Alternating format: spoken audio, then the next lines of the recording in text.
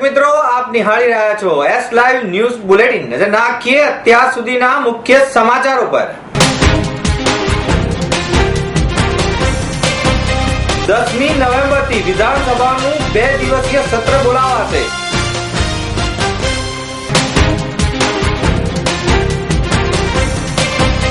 BASFના દહેજ પ્લાન્ટનું મુખ્યમંત્રીના હસ્તે ઉદ્ઘાટન।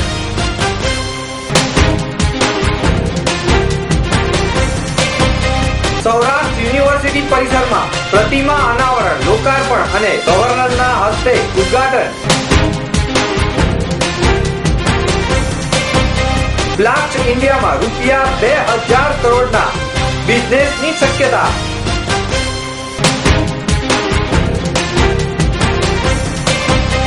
રેપિડ એક્શન ફોર્સની 22મી વર્ષગાંઠની ઉજવણી અમદાવાદમાં કરાઈ। આગામી 10 નવેમ્બરે ગુજરાત વિધાનસભાનું 2 દિવસીય સત્ર બોલાવવામાં આવશે, જે અંગેની રાજ્યપાલ દ્વારા અધિસૂચના પ્રસિદ્ધ કરાઈ છે। તેથી ગુજરાત વિધાનસભાના છેલ્લા મળેલા બજેટ સત્રમાં નાણામંત્રી સૌરભ પટેલે રાજ્યનું તારીખ 1 ઓગસ્ટ 2014 થી 31 માર્ચ 2015 સુધીનું બજેટ પ્રસ્તુત કર્યું હતું। અગાઉ તત્કાલીન મુખ્યમંત્રી નરેન્દ્ર મોદીના કાર્યકાળમાં તત્કાલીન નાણામંત્રી નીતિન પટેલ દ્વારા ફેબ્રુઆરી માસમાં 4 મહિનાનું લેખાનુદાન બજેટ વિધાનસભા સત્રના વિધાનસભા ગૃહમાં મંજૂર કરાયું હતું। તારીખ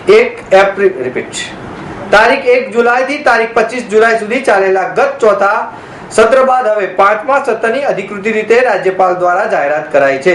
જોકે ગુજરાત કોંગ્રેસે 2 દિવસીય સત્રની ટીકા પણ કરી છે।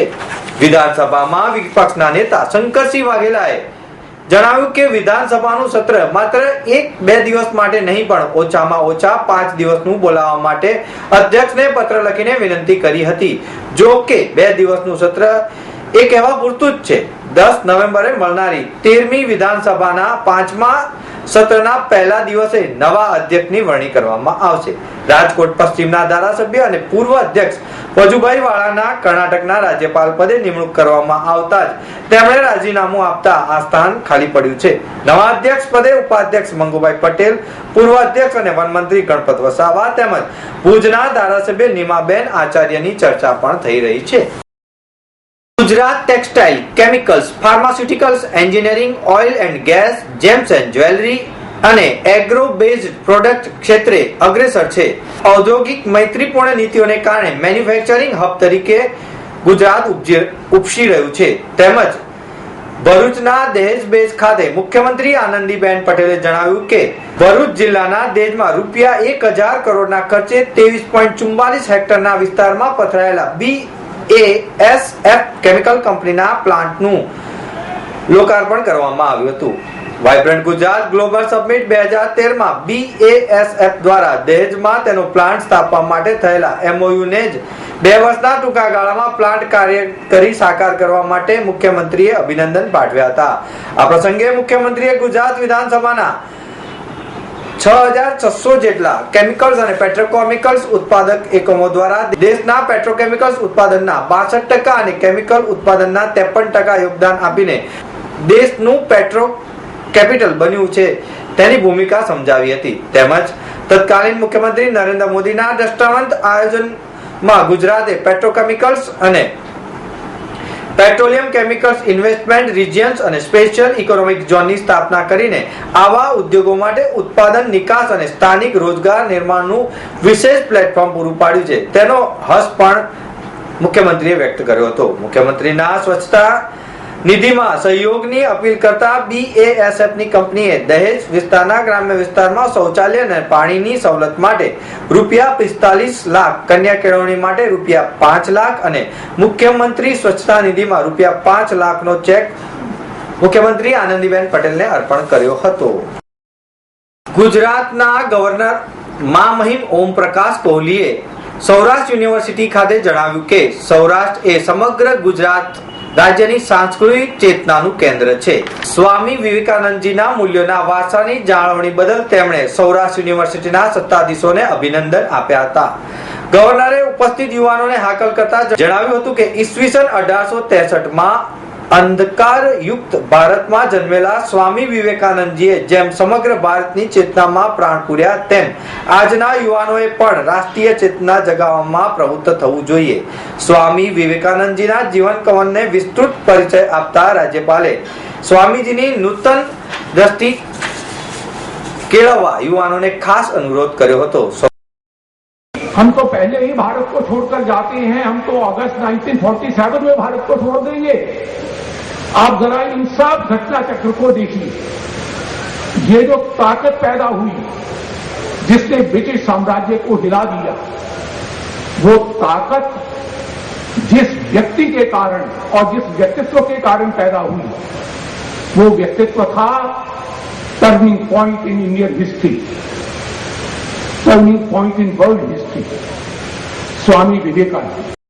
સૌરાષ્ટ્ર યુનિવર્સિટીના કુલપતિ ડોક્ટર મહેન્દ્ર પાડલિયાએ તેમના પ્રાસંગિક પ્રવચનમાં જણાવ્યું કે સ્વામી વિવેકાનંદજીની જન્મ જયંતિ નિમિત્તે વર્ષ 2013માં યુનિવર્સિટીના પરિસરમાં સ્વામીજીની પ્રતિમા મૂકવાનો નિર્ણય કર્યો હતો, જે ગવર્નરના હસ્તે સાકાર થયો છે. ગવર્નર ઓમ પ્રકાશ કોહલીએ સૌરાષ્ટ્ર યુનિવર્સિટીના પરિસરમાં 25 ફૂટ ઊંચી સ્વામી વિવેકાનંદજીની પ્રતિમાનું અનાવરણ કર્યું હતું.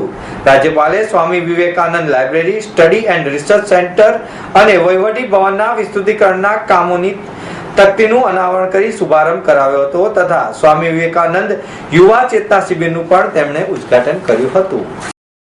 પ્લાસ્ટિક ઉદ્યોગનું સૌથી મોટું એક્ઝિબિશન પ્લાસ્ટ ઇન્ડિયા 2015 ગાંધીનગરમાં યોજાશે. આ એક્ઝિબિશનમાં ₹2000 કરોડનો બિઝનેસ થવાની શક્યતાઓ છે. ગાંધીનગરમાં 1 લાખ સ્ક્વેર મીટરમાં હેલિપેડ ગ્રાઉન્ડ ખાતે યોજાનારા એક્ઝિબિશનમાં 1.5 લાખ મુલાકાતીઓ આવશે, જેમાં 400 જેટલા વિદેશી વિઝિટર્સ પણ હશે. વર્ષોથી નવી દિલ્હીમાં યોજાતા પ્લાસ્ટ ઇન્ડિયા આ વખતે ગાંધીનગરમાં વાઇબ્રન્ટ સમિટ પછી 5 થી 10 ફેબ્રુઆરી 2015 દરમિયાન યોજાશે. રાજ્યના ઉર્જા પ્રધાન સૌરભ પટેલે જણાવ્યું કે ગુજરાત પેટ્રોલિયમ પ્રોડક્ટમાં અગ્રેસર છે અને રાજ્યમાં પ્લાસ્ટિકના રો મટીરીયલની નવી ક્ષમતાઓ સ્થપાઈ રહી છે, ત્યારે પ્લાસ્ટિક ઉત્પાદકો માટે પણ નવા યુનિટ સ્થાપવાની તકો છે. રાજ્યના પ્લાસ્ટિક પ્રોસેસિંગ એકમો પાસે ક્ષમતા વધારવાની તક પણ છે.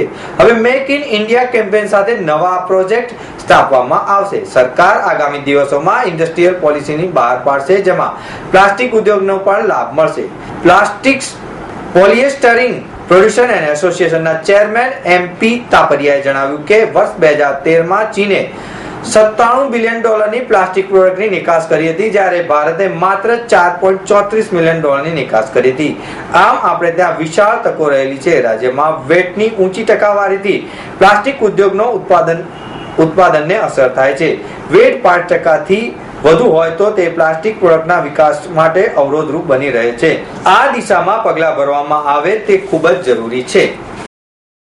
રેપિડ એક્શન ફોર્સની 22મી વર્ષગાંઠની ઉજવણી અમદાવાદ ખાતે આવેલા તેમની 100મી વાહિનીમાં કરવામાં આવી હતી. આ પ્રસંગે CRPFના ડાયરેક્ટર જનરલ દિલીપ ત્રિવેદીએ વાર્ષિક ઉત્સવ પરેડનું નિરીક્ષણ પણ કર્યું હતું તેમજ સલામી પણ ઝીલી હતી.